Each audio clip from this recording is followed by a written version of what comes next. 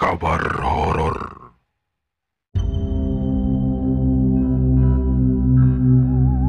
Masih terngiang dengan jelas di kepalanya.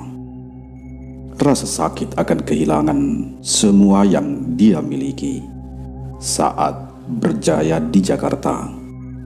Hanya seperti cerita dongeng yang berakhir dengan tragis. Sampai temannya mengajaknya untuk merantau ke kota Bontang, Kalimantan. Dia berharap bisa merubah hidupnya saat menginjakkan kaki di pulau terbesar di Indonesia ini. Tapi semuanya tidak berjalan begitu lancar saat dia dan temannya berkendara menyusuri jalan poros sejauh 240 km dari kota Balikpapan menuju ke kota Bontang. Di kota inilah dia bertemu dengan lingkungan baru, bertemu dengan teman baru, dan hal yang tidak pernah dia bayangkan ternyata juga dia alami di kota ini. Dialah sang wakil janji itu. Akankah semuanya akan berakhir di sini? Selamat malam, Sobat Kahor dimanapun Anda berada.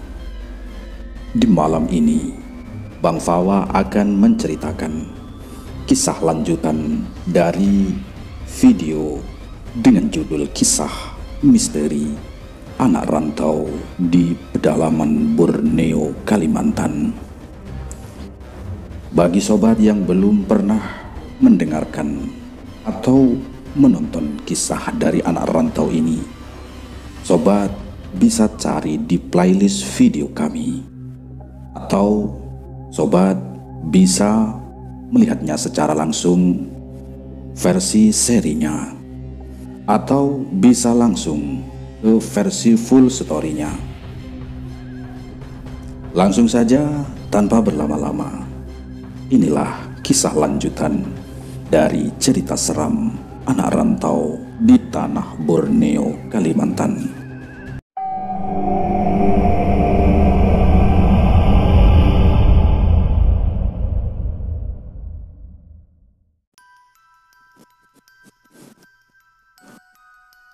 Mulai besok saja, Chandra. Aku sudah bilang kok sama Pak Yudi, ujar Aji kepada Indra. Makasih banyak loh, Ji, ujar Indra dengan senyum selebar-lebarnya. Tidak terasa mereka berdua mengobrol, ternyata malam sudah semakin larut. Indra berpamitan pada Aji untuk pulang. Jalan sepi berbukit menemani perjalanannya kembali menuju rumah. Hingga di perjalanan, dia melihat ada beberapa motor yang berhenti dengan berjejer sekitar 50 meter di depannya. Bundaran Bukit Sintuk. Itu nama wilayah seingat Indra. Waduh, ini ngapain orang-orang ini? Mau balapankah? Pikir dia di dalam hati. Saat semakin mendekat, ada seseorang yang melambaikan tangan kepadanya, mengisyaratkan jika Indra harus berhenti dan mematikan mesin motornya. Merasa ada yang tidak beres, Indra pun mematikan mesin motornya itu. Astagfirullah, ujar Indra terkejut saat melihat ke arah depan. Sebagai gambaran, jalan ini selebar kurang lebih 6 meter. Dan ada 2 ruas untuk 2 jalur, berarti menjadi 12 meter. 2 trotoar dengan panjang kurang lebih 1,5 meter, berarti total menjadi 3 meter. Jika ditotal, semuanya akan menjadi 15 meter. Ular python yang teramat sangat besar, seperti yang Indra lihat di film-film, ini sedang memalang jalan di depannya, menutup 2 ruas jalan beserta trotoarnya. Dan itu pun kepala dan ekornya masih belum terlihat. Dengan lingkar tubuh sebesar galon air mineral, seberapa besar dan panjang makhluk ini? Apa itu, Pak? Ujar Indra tergagap sambil menunjuk ke depan pada seorang laki-laki paruh baya yang tadi menyuruhnya berhenti. Ular, Mas, jawabnya singkat. Iya, saya tahu itu ular, Pak. Segede itu, Pak. Ujar Indra dengan suara lirih. Jangan, Mas, jangan nyalain mesin dulu. Ujarnya mencegah Indra saat dia mencoba menyala sepeda motornya. Mending kita biarin dia lewat dulu, Mas. Ya, daripada kenapa-napa nanti. Lanjutnya. Indra pun membatin. Iya, jika dia hanya lewat. Dengan ukuran ekstra jumbonya itu, walaupun mereka berada 50 meter darinya, menjangkau orang-orang di sini sepertinya bukan perkara yang sulit baginya. Perlahan tapi pasti, ular itu menggeliat maju. Sekitar 5 menit, hingga seekor mulai terlihat. Dan orang-orang harus menunggu 5 menit kemudian, hingga ular itu benar-benar tak terlihat dan sudah masuk ke dalam hutan yang berada di sisi jalan. Bagaikan mode start MotoGP, mereka menancap gas sedalam-dalamnya. Gila, Yan, ularnya gede. Bunderan jalan tembus PKT, ujar Indra pada Rian temannya sesaat setelah memasuki rumah. Hah? Serius lo? Berapa meter? Jawab Rian dengan meninggalkan Indra menuju kamar. Wah, gak tahu dah. 100 mungkin. Pokoknya gede, ujar Indra sambil merentangkan tangannya lebar-lebar. Mana ada. Lah, ya udahlah. Gua tidur dulu. Masuk pagi gua soalnya, jawab si Rian. Sontoloyo. Gak percaya ya sudah, ujar Indra kesal sambil menyalakan TV.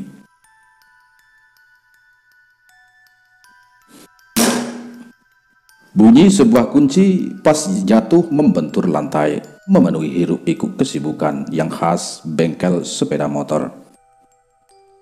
Sudah 3 minggu sejak Aji mengenalkan Indra dengan Pak Yudi, pemilik dari bengkel ini. Dia mengizinkan Indra bekerja di sini saat dia meninggalkan pekerjaannya dari Pak Sami. Sudah, Pak, ujar Indra pada pemilik sepeda motor yang dia kerjakan. Berapa ya, Mas? Tanya orang itu yang membetulkan sepeda motornya.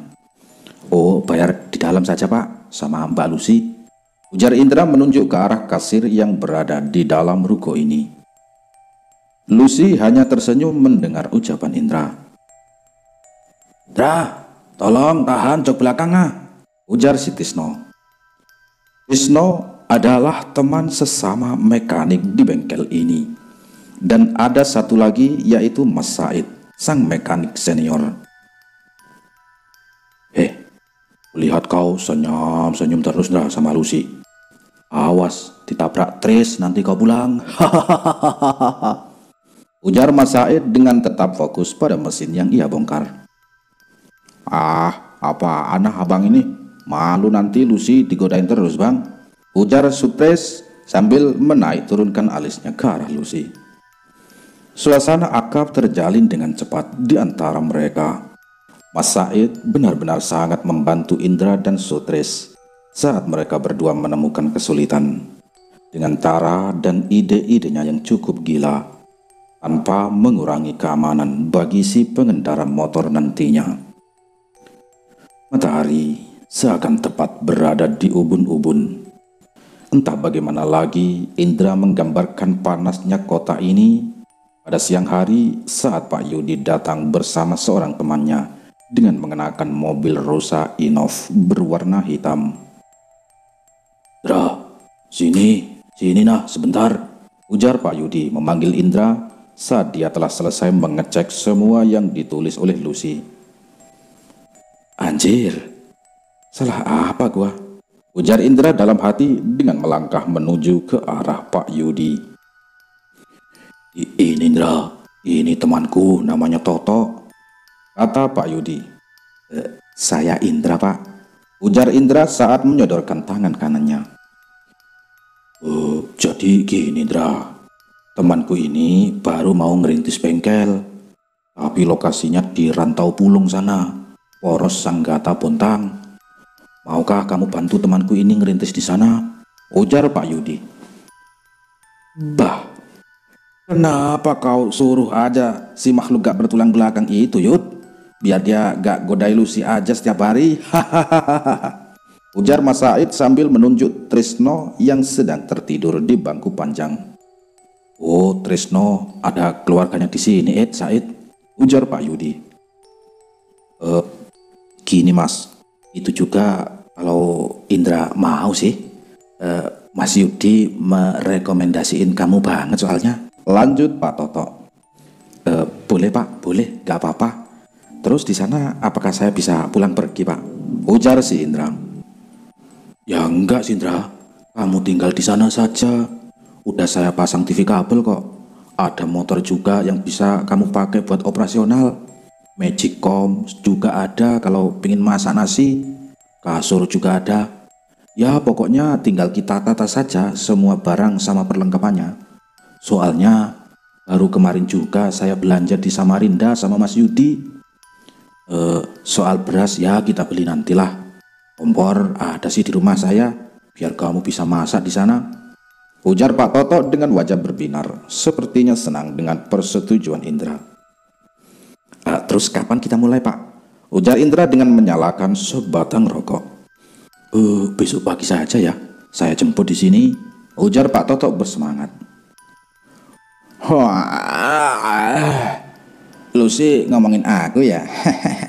Ujar Trisno dengan menguap saat baru bangun dari tidur siangnya. Mana ada, ujar Lucy ketus. Indra melanjutkan pekerjaannya hari ini. Tak terasa azan asar sudah berkumandang, menandakan waktu sore sudah semakin dekat. Hati-hati kau di sana Indra, ujar Mas Said saat mereka bertiga sedang santai. Loh, kenapa emangnya Mas? Tanya Indra bingung. Oh, di sana masih sepi, ujar Mas Said dengan wajah serius. Banyak setan Indra, timpal si Trisno. Ya, pokoknya hati-hatilah di sana, lanjut Mas Said tanpa meneruskan kalimatnya. Ya, sama-sama, tanya Indra bingung. Pokoknya begitulah, ujar Mas Said lagi. Sebenarnya semua kata-kata Mas Said dan Trisno sangat membuat Indra penasaran. Tapi mereka berdua tak mau memberitahu Indra lebih. Mungkin mereka takut Indra merubah pikiran. Walaupun sebenarnya ada sedikit perasaan menyesal juga dia telah mengiyakan tawaran dari Pak Toto. Dan obrolan ringan pun terjadi hingga sore hari. Tapi ada yang aneh dengan si Lucy. Sejak tadi dari dalam dia melirik Indra dengan tatapan yang sangat tajam. Indra tidak terlalu akrab dengan Lucy dan jarang mengobrol satu sama lain. Tapi tidak biasanya dia berperilaku sinis kepadanya. Punya salah apa sih saya sama tuh cewek? Pikir Indra dalam hati. Indra menceritakan pada Rian perihal pemindahan kerjaannya. Rian hanya mengangguk dan menyetujuinya. Pesan gua jangan mainin cewek sono ya, ujar Rian dengan tatapan serius. Iya, jawab Indra kejut. Pagi hari yang dijanjikan, Rian sengaja mengantar Indra hari ini agar dia bisa langsung berangkat bersama Pak Toto. Tak banyak barang yang Indra bawa, hanya tas yang berisi beberapa baju. Tak lama Pak Toto datang menjemput Indra. Setelah selesai berpamitan pada Trisno dan Mas Said, Indra menghampiri Lucy. Dia tetap acuh dengan wajah yang kecut. Lus, Mas pergi dulu ya, ujar Indra sambil menyodorkan tangan. Dia menerima sodoran tangan Indra tanpa menjawab sepatah kata pun. Kenapa nih si anak? Lalu Indra di dalam hati dan meninggalkannya masuk ke dalam mobilnya Pak Toto. Singkat cerita, perjalanan yang mereka lalui tidak begitu lama, hingga Akhirnya mereka berdua sampai di sebuah bangunan ruko di pinggir jalan yang cukup besar, dengan ukuran depan 8 meter dan panjang ke belakang sekitar 15 meter. 4 rak kosong terjajar di tepi dinding berhimpit dengan 2 estalase besar dan kardus-kardus yang berserakan di sekitarnya menyambut Indra saat dia masuk ke dalam ruko ini. "Wah, kerjaan kita banyak nih Pak," ujar Indra dengan tertawa pada Pak Toto. Iya, pelan-pelan saja, sampai ini rapi semua dulu, baru kamu buka bengkelnya ya," jawab Pak Toto. Tapi yang membuat Indra agak kesal adalah tetangga terdekat itu berjarak sekitar 70 meter dari tempat ini. Dan di depan ruko berdiri bangunan tinggi, setinggi 4 lantai dengan hanya 1 pintu dan 1 jendela besar yang mengarah tepat ke arah bengkel ini. "Rumah ini kosong Pak," ujar Indra sambil menunjuk ke arah rumah itu. "Mana? Oh, itu rumah walet. Sudah lama nggak kepake gara-gara nggak ada burungnya." "Ya, salah bangun mungkin orangnya. Soalnya di sini lumayan jauh dari laut," jawab Pak Toto. "Saya turunin kompor dulu ya, Indra. Bantu angkat beras ya dari mobil," lanjutnya. Iya Pak," ujar Indra sambil mengikutinya. Pak Toto membuka pintu belakang mobilnya dan ia mengambil kompor dan tabung gas 3 kilo. Sesaat setelah Pak Toto melangkah meninggalkan Indra menuju ruko, dia mengambil beras yang dimaksud oleh Pak Toto. Tanpa sengaja, Indra menengok ke arah bangunan di seberang jalan. Di jendela itu ada seraut wajah seorang perempuan cantik yang sedang tersenyum kepadanya. Indra pun membalas senyumnya dan kembali melangkah ke arah ruko. "Tunggu, kata Pak Toto barusan rumah itu kosong kan? Rumahnya burung walet juga," pikir Indra dalam hati. Dia pun berbalik badan untuk memastikan apa yang barusan dia lihat. Udah! Indra pun terjatuh karena tak siap akan gerakan tubuhnya yang menopang beras seberat 25 kg yang dia bawa. Tapi seraut wajah yang tadi Indra lihat kini sudah tidak ada. Hanya ada sebuah jendela kayu dengan sisi kayu yang kosong dan gelap. "Nah, kamu nggak apa-apa, Indra?" ujar Pak Toto dari dalam ruko. Enggak apa-apa Pak," jawab Indra sambil kembali berdiri. Tidak, mata Indra masih sangat normal dan dia pasti tidak salah melihat. Matahari sore tampak menyinari pelataran depan dari bengkel ini. Hampir semua spare part dan perkakas bengkel sudah Indra susun sesuai dengan keinginan Pak Toto. Hanya tinggal selang kompresor yang belum Indra pasang. Di depan nggak dipasangi kanopi kah Pak?" tanya Indra saat melihat ada jarak sekitar 5 meter dari jalan ke bengkel pada Pak Toto yang sedang sibuk menyusun oli di rak yang berada tepat di samping pintu ruangan yang akan menjadi kamar Indra nantinya. "Oh, pakai Indra, pakai. Kasihan nanti panas kepanasan, hujan kehujanan kamu kerjanya. Saya sudah pesen kok sama teman saya di Bontang, besok dipasang katanya," ujar Pak Toto tanpa menghentikan kesibukan tangannya.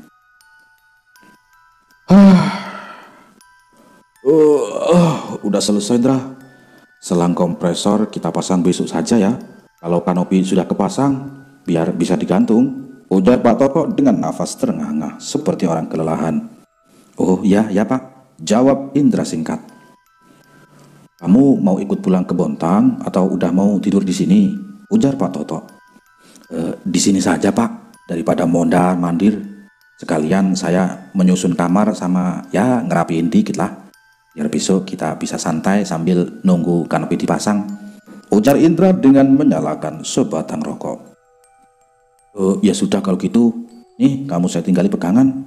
Saya mau pulang dulu, istri sudah manggil dari tadi ya, ujar Pak Toto sambil menyerahkan uang 300.000 kepada Indra. "Oh ya, ini kunci motornya," lanjutnya dengan merogoh kantong. Iya Pak," Bapak mau langsung kah? Ujar Indra sambil menerima pemberiannya dengan senyum yang lebar. Sesaat setelah Pak Toto meninggalkan Indra, suasana sepi mulai terasa.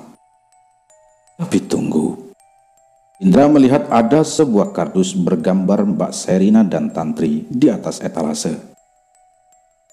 Wah, sound speaker baru, mesti dicoba nih, ujar Indra sumringah saat membuka kardus itu.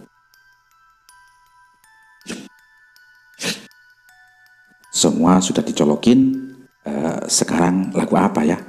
Gumam Indra sambil memilih lagu di handphonenya.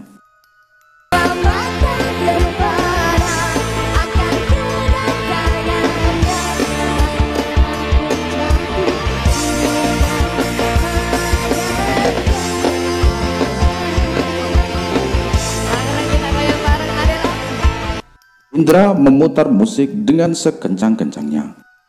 Dengan pertimbangan jarak terdekat dari tetangga sekitar 70 meter, jadi mereka tidak akan merasa terganggu. Selesai sudah semua yang perlu dibenahi si Indra.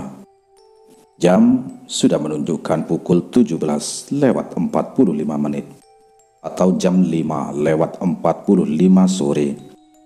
Saat Indra melihat pergelangan tangannya, saat itulah dia memutuskan untuk mandi.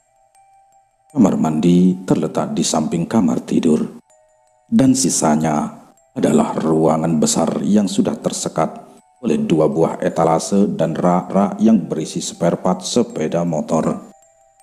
Jika disebut rumah, bangunan ini sangat besar jika harus ditinggali seorang diri. Wow! Ujar Indra terkejut saat melihat ke dalam kamar mandi yang terlihat sangat mewah. Dengan wastafel di samping pintu, ada bak air yang cukup besar. Dan yang paling membuat Indra takjub adalah shower. Ya, sekarang dia bisa mandi menggunakan pancuran seperti di hotel-hotel. Tapi samar-samar Indra mencium aroma bunga dari dalam kamar mandi. Tanpa mencoba berpikir negatif, Indra berpikir mungkin Pak Toto yang telah menyemprotkan wewangian ruangan di tempat ini.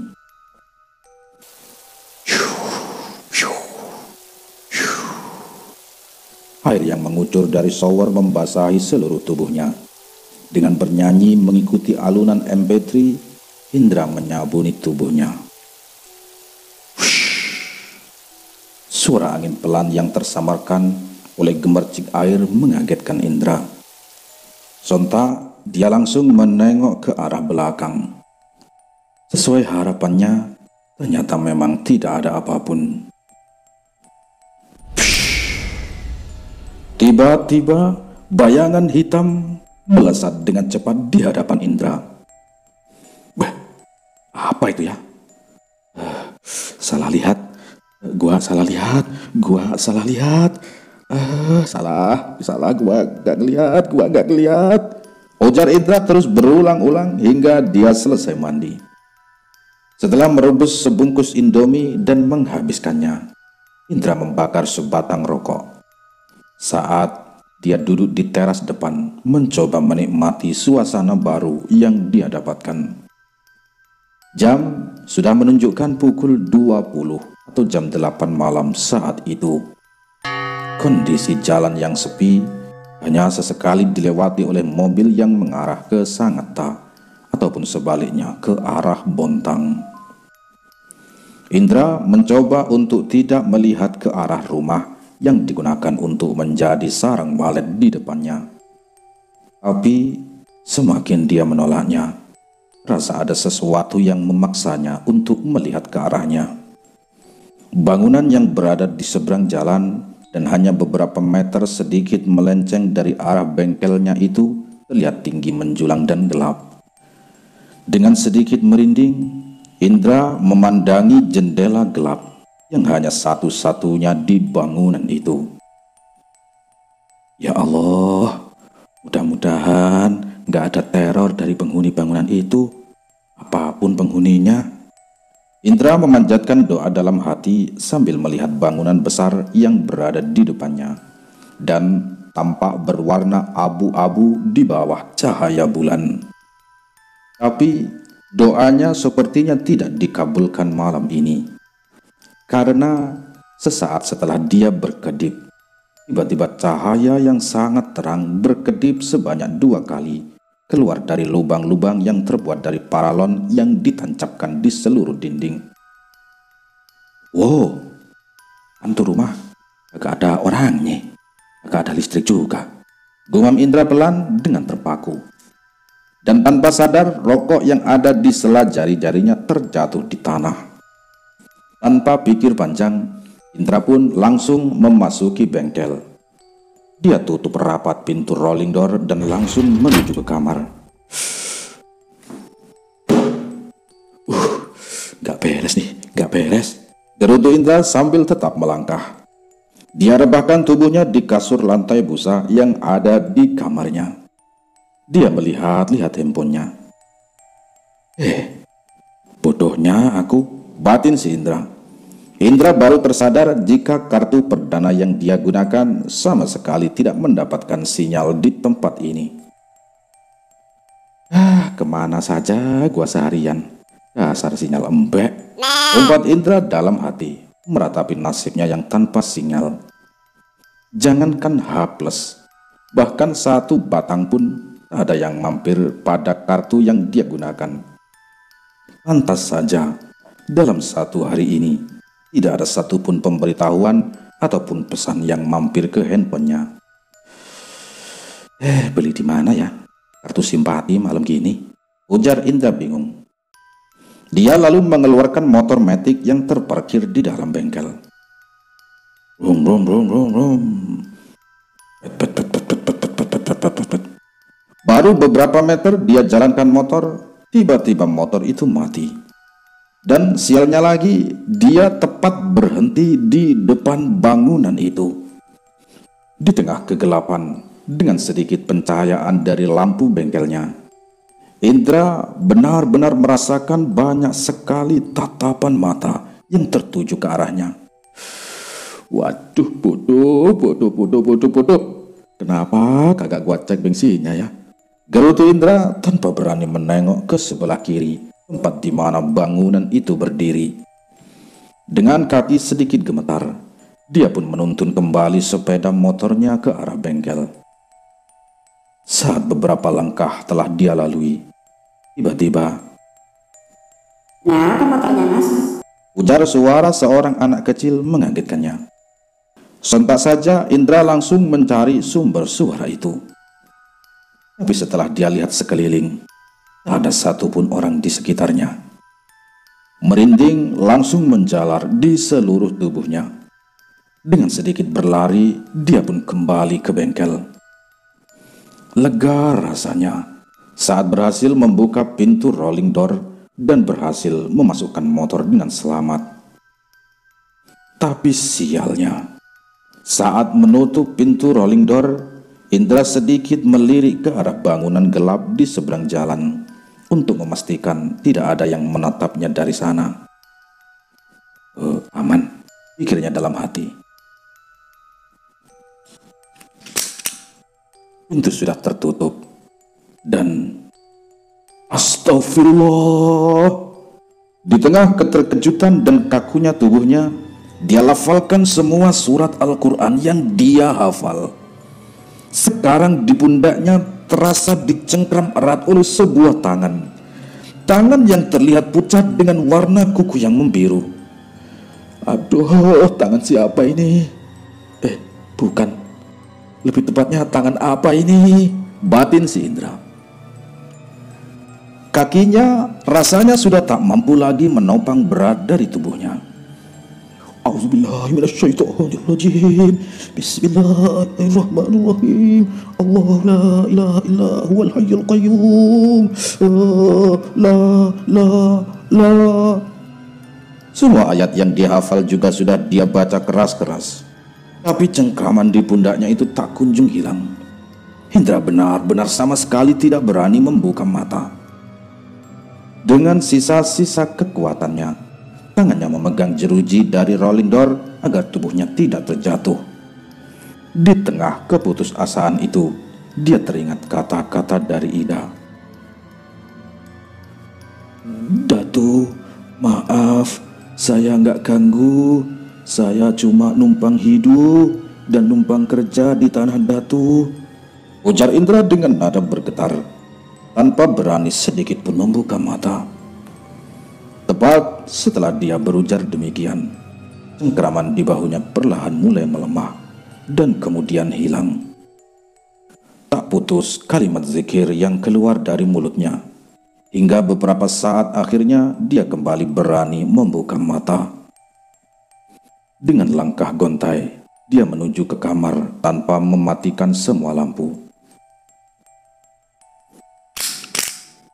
Dia pun mengunci pintu kamar.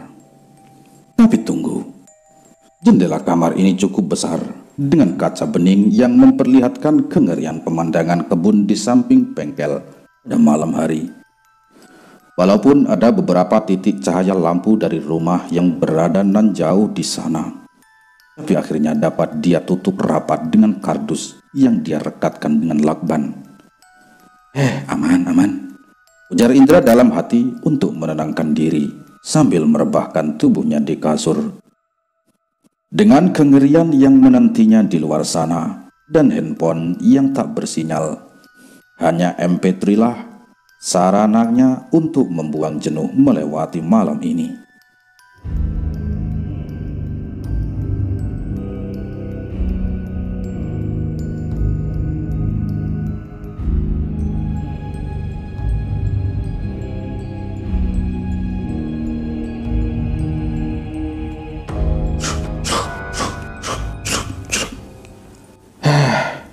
Sudah berapa jauh aku berjalan? Ujar Indra dalam hati dengan berjalan mengikuti jalan setapak yang dikelilingi dengan ilalang dan pohon-pohon besar yang sangat rindang.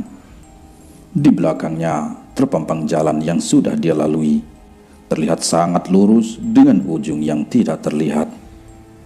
Di depannya sekarang terpampang sebuah jalan setapak yang sangat berliku dengan kerikil yang berserakan. Aduh, kemana aku harus melangkah? Kembali pun aku tak tahu apa yang menantiku di sana. Jika maju, kemana jalan ini akan membawaku? Batin si Indra. Dengan langkah gontai dia memilih untuk melangkah ke depan. Tanpa Indra sadari sebelumnya, ternyata selama ini dia berjalan tanpa alas kaki. Darah segar mengalir dari luka robek yang dikarenakan kerikil tajam yang berserakan di jalan yang dia lalui. Bukan. Ini bukan saatnya untuk berhenti. Jangan jalan, tapi lari. Ya, batin si Indra. Dia harus berlari agar dia bisa melewati semua ini dengan cepat. Pedih dan pedih. Itulah yang dia rasakan di telapak kakinya hingga dia tersungkur di tengah jalan karena tak kuat lagi menahan perih yang ada di kakinya. Wah, gua di mana? Ria Indra sekencang-kencangnya. Apa dia sudah mati? Apakah ini akhirat? Apakah ini surga atau neraka atau alam kubur? Tapi tunggu, apa itu ya? Ujar Indra saat melihat tak jauh di depannya ada sebuah benda yang tertancap di tanah. Dengan sisa-sisa tenaganya, dia merangkak ke arah benda itu. Semakin dekat, semakin terlihat jika benda yang tertancap di tanah itu adalah sebuah balok kayu. Kenapa balok ini ada di sini ya? Batin si Indra. Tolong aku, Kak. Ujar suara seorang gadis kepadanya. Benar saja, saat dia menengok ke arah suara itu, seorang gadis berpakaian putih lusuh berduduk di tepi jalan setapak. Kamu kenapa? Ujar Indra sambil mendekati gadis itu. Kakiku, Kak. Aku gak bisa kemana-mana. tolong aku Kak. Ujarnya dengan wajah yang memelas. Seketika Indra pun tersadar jika gadis ini tidak asing. Siapa dia ya? Ujar Indra dalam hati dengan kebingungan. Mimpi, ujar Indra saat terbangun dari tidurnya. Jam sudah menunjukkan pukul 7:18 pagi saat dia melihat jam tangannya. Jika ini mimpi, rasa sakit di kakinya masih sangat terasa, tapi bedanya tanpa ada darah sedikit pun. Cahaya matahari memasuki kamar lewat lubang-lubang dari robekan kardus yang dia pasang dengan asal-asalan semalam karena ketakutan. Indra akhirnya memutuskan untuk mandi agar menghilangkan rasa berat di tubuhnya. Nyanyian burung yang saling bersahutan terdengar jelas dari luar, dan matahari langsung masuk menyinari ruko saat dia membuka rolling door. Ya, bengkel ini tepat menghadap ke timur, tempat matahari terbit. Dia melangkahkan kaki keluar dan sejenak menikmati udara pagi yang sudah tidak berembun lagi. Dari pinggir jalan, di kejauhan, Indra melihat segerombolan anak-anak memakai seragam merah putih dengan mengacungkan jempol di pinggir jalan, berharap mendapatkan tumpangan. Ya, di sini tidak ada angkutan umum. Jadi, mungkin saja bagi mereka yang tidak punya kendaraan atau orang tuanya sedang sibuk harus berusaha seperti ini. Tapi itulah letak keindahannya. Satu persatu dari mereka mendapatkan tumpangannya masing-masing. Beda dengan Jakarta, rasa kemanusiaan di tempat ini masih begitu tinggi. Tapi ngomong-ngomong, di mana ya yang jual bensin? Ujar Indra sambil menggaruk-garuk kepalanya. Tak lama kemudian Pak Toto datang. Dia menceritakan perihal bensin sepeda motor kepadanya, dan dia menyuruh Indra untuk menghisap sedikit bensin dari mobilnya. Dia mengatakan jika tidak jauh dari tempat ini, sekitar 1 kilometer, ada warga yang menjual bensin eceran. Singkat cerita, terasa sore sudah menjelang, dan kanopi pun sudah terpasang rapi. Indra dan Pak Toto beserta teman dari Pak Toto yang memasang kanopi duduk di teras bengkel untuk beristirahat dan menikmati suasana sore. Tak lama kemudian, ada sebuah motor yang ditumpangi oleh 2 orang berhenti di depan bengkel. Seorang wanita muda dan seorang lelaki tua turun dari motor dan berjalan ke arah Indra dan lainnya. Pak Toto sepertinya mengenali mereka berdua, dan dia berdiri dan juga menghampirinya. Pak Toto mengajak mereka berdua masuk ke dalam bengkel. Indra, sini sebentar, ujar Pak Toto memanggil Indra ke dalam. Iya Pak, kenapa Pak? Ujar Indra saat menghampirinya. Jadi gini Indra, ini kenalin, ini Rosa, terus ini bapaknya Pak Fikri, ujar Pak Toto. Indra, ujar Indra sambil mengulurkan tangan. Mulai besok Rosa kerja di sini, bantu kamu Indra. Iya, jadi kasirnya, ujar Pak Toto sambil menepuk pundaknya. Obrolan singkat pun terjadi. Pak Toto memberikan Rosa setumpuk kertas nota belanja agar dia bisa mendata dan menuliskan harga dari masing-masing seperempat. Sementara Pak Fikri menunggu di depan bengkel sambil merokok. Indra, kamu tahu kan harga-harga jualnya? Ujar Pak Toto. Sebagian tahu Pak, ya yang lain enggak. Hehehe. Ujar Indra sambil menggaruk-garuk kepalanya. Ya sudah, nanti kamu telepon Lucy ya kalau ada yang enggak kamu tahu, ujarnya sambil menutup buku besar. Ya sudah Ros, gitu aja dulu. Besok kamu datang jam 8 ya, lanjut Pak Toto. Iya Pak, makasih. Saya langsung pamit ya, ujar Rosa sambil menyodorkan tangan untuk mengajak Indra dan Pak Toto bersalaman. Pak Toto dan teman-temannya berpamitan pada Indra sesaat setelah azan maghrib berkumandang di kejauhan. Aduh, sendirian lagi deh, pikir Indra dalam hati sambil menutup semua pintu dan menuju ke kamar mandi untuk menyegarkan diri. Setelah Indra menunaikan salat dan membaca beberapa surat Al-Quran, rasa tenang menyelimutinya di tengah kesunyian. Indra pun membuat secangkir kopi dan menikmatinya di teras bengkel. Kanopi sudah terpasang, tapi belum diberi lampu dan cahaya dari teras bengkel tidak maksimal menyinari ke arah depan. Tak terasa sudah 2 jam Indra menikmati kopi dan beberapa batang rokok. Pikirannya benar-benar melayang, membayangkan semua masa lalunya. Bong, bong, bong. Suara mobil yang lalu lalang memecah kesunyian. Sekilas, Indra melihat ke arah jendela rumah kosong di depan, dan kembali tampak seraut wajah samar-samar karena jaraknya sekitar 20 meter dan tanpa cahaya yang menyinari ke arah sana. Takut memang. Rasa merinding dan takut memang menjalar ke seluruh tubuhnya. Tapi penasarannya mengalahkan semuanya.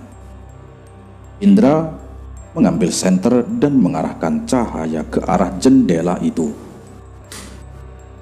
Kosong kok, ujar Indra dalam hati yang hanya melihat kegelapan saat lampu senter menyinari bagian depan rumah kosong itu.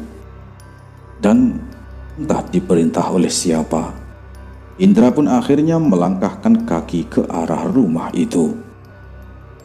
Perlahan, dekat, dan semakin dekat, hingga dia tepat berada di depannya.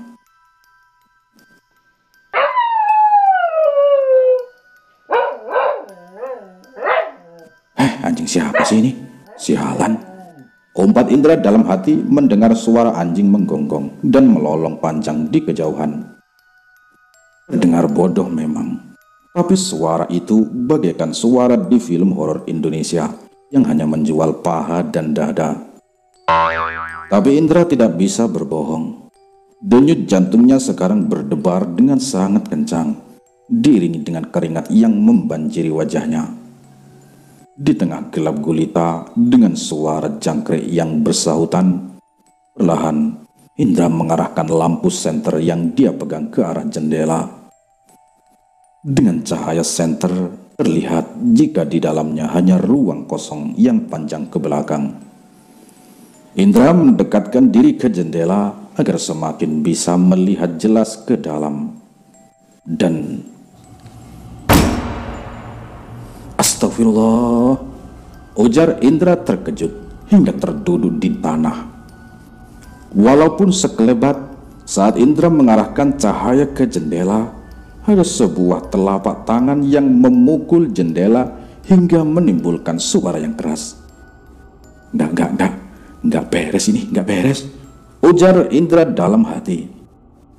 Dan saat dia membalikkan badan dan bersiap berlari pulang, tubuhnya kaku tanpa bisa bergerak sedikit pun saat melihat sesuatu di samping bengkel. Perlahan dari kegelapan, sesuatu berwarna putih sedang melompat-lompat ke arah Indra. Setiap satu lompatan, tubuhnya menggeliat-geliat seperti ingin melepaskan diri dari sesuatu. Melompat dekat, semakin mendekat, semakin mendekat. Dan entah bagaimana menggambarkannya, tapi makhluk itu melompat dan melompat mendekat ke arah Indra.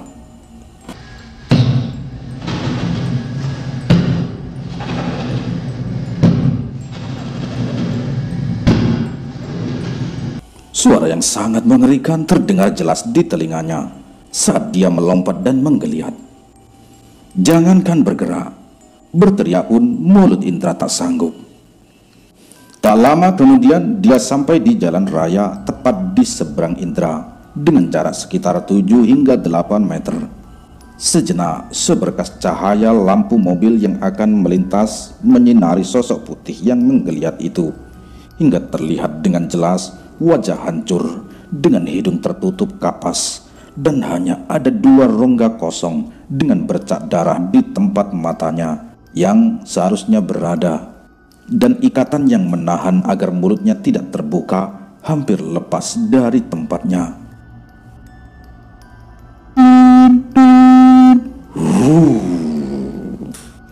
Seketika suara mobil yang melintas membebaskan Indra dari ketakutannya. Sepertinya si sopir mobil yang melintas juga melihat apa yang Indra lihat, hingga dia menyembunyikan klakson berkali-kali tanpa mengurangi kecepatannya. Apakah mobil itu menabraknya? Tidak, dia menembusnya.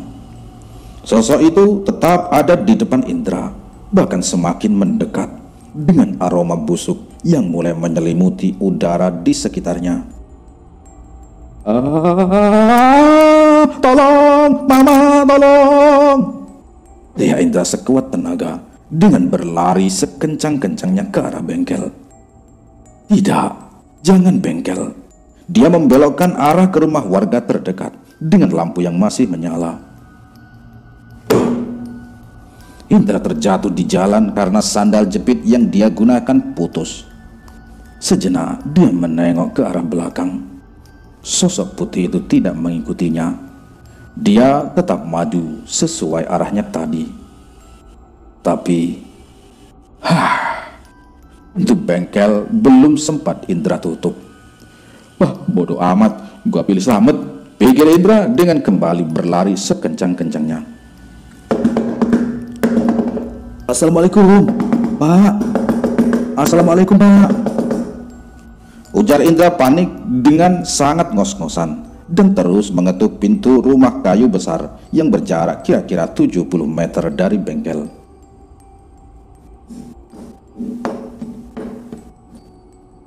Suara langkah di lantai kayu terdengar mendekati pintu dengan cepat. Loh, kamu Indra kan yang di bengkel? Kamu kenapa? Ada apa? Yuk masuk, masuk. Ujar si pemilik rumah yang ternyata itu adalah Pak Fikri, ayah Rosa yang mulai besok pagi akan menemani Indra bekerja di bengkel.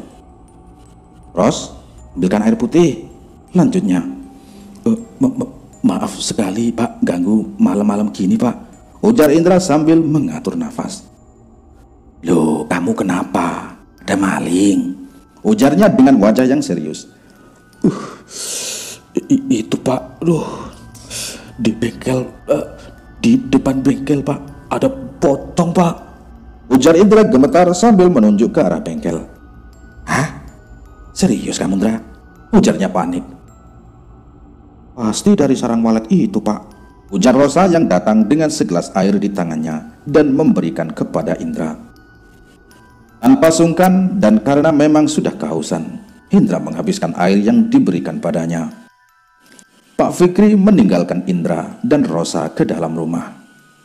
Dan benar saja, beberapa saat kemudian dia kembali dengan membawa sebuah pentungan yang terbuat dari rotan besar dan sebuah obor. Ayo Indra, kita lihat ke sana, ujarnya sambil menyalakan obor di tangannya. Kamu di rumah sama ibu ya Ros, jangan kemana-mana, lanjutnya. Hah? Kesana lagi Pak, ujar Indra lemas. Jalan yang gelap dan hanya diterangi cahaya obor ditambah mengingat apa yang Indra lihat tadi membuat jantungnya berdegup kencang. Loh, pintu kok nggak kamu tutup Indra? Ujar Pak Fikri saat melihat pintu bengkelnya Indra terbuka lebar. Waduh, panik tadi saya Pak, ya langsung lari, ujar Indra gemetaran. Di mana tadi Indra? Ujar Pak Fikri sambil memperhatikan sekitar. Indra pun menceritakan saat tadi dia mendekati rumah kosong itu dan dikagetkan oleh sebuah tangan yang memukul jendela. Dan saat berbalik melihat sosok putih itu. Oh gitu Indra, sudah, nggak ada sekarang Indra, ujar Pak Fikri memungut senternya Indra yang tertinggal di depan rumah kosong itu. Dan mereka berdua pun berjalan menuju bengkel.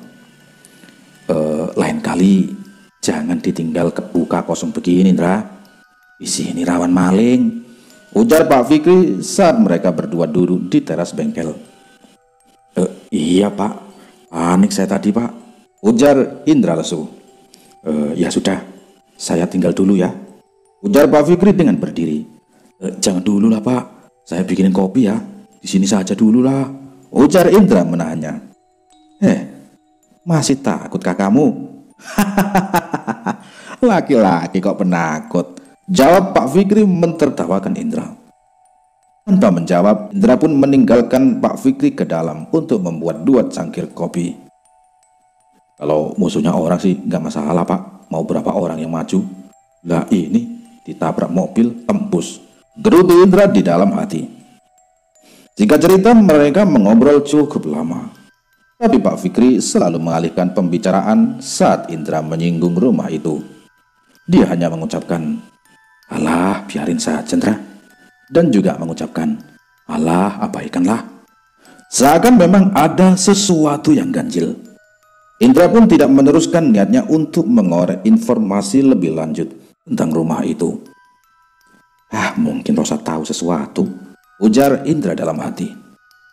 Tak terasa, jam hampir menunjukkan waktu tengah malam saat Pak Fikri berpamitan. Indra ingin sekali mengucapkan, "Saya nginap di rumah Bapak saja gimana?" Tapi rasa sungkan mencegahnya. Berat rasanya membiarkan Pak Fikri pergi. Ya sudah Indra, besok saya pagi-pagi mau ke kebun, saya tinggal dulu ya, ujarnya seraya melangkah meninggalkan Indra. Iya Pak, terima kasih banyak ya Pak, ujar Indra dengan senyum yang sangat dia paksakan. Indra menutup pintu dan langsung melangkah ke kamar. Dengan merebahkan tubuh di kasur lantai, Indra pun memaksakan mata agar terpejam.